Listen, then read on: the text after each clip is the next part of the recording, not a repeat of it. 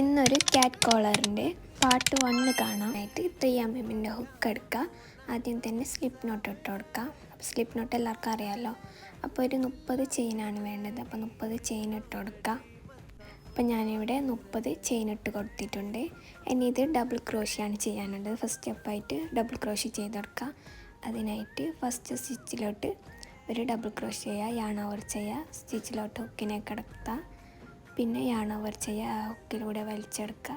ഫസ്റ്റത്തെ 2 ലൂപ്പിൽ കൂടി വലിച്ചെടുക്കുക, പിന്നെ അതിലും യാൺ ഓവർ ചെയ്ത് അത് രണ്ടും വലിച്ചെടുക്കുക. ഇങ്ങനെയാണ് ഡബിൾ ക്രോഷി ചെയ്യുക. അപ്പോൾ എല്ലാ സ്റ്റിച്ചിലോട്ടും ഡബിൾ ക്രോഷി വീതം ചെയ്തെടുക്കുക. അപ്പോൾ ഫസ്റ്റത്തെ റൗണ്ടിൽ ഡബിൾ ക്രോഷി മാത്രമാണ് ചെയ്തെടുക്കേണ്ടത്. അവസാനത്തെ ഡബിൾ ക്രോഷിയും കൂടി ചെയ്തെടുത്ത് ഒരു ചെയിൻ സ്റ്റിച്ചിട്ട് അതിനൊന്ന് ക്ലോസ് ചെയ്യുക. അപ്പോൾ ഫസ്റ്റ് റൗണ്ട് ഇവിടെ കംപ്ലീറ്റ് ആയിട്ടുണ്ട്. അപ്പോൾ പാർട്ട് 2 കാണാൻ ബാക്കിയുള്ളത്. അപ്പോൾ ഇത്രയേ ഉള്ളൂ.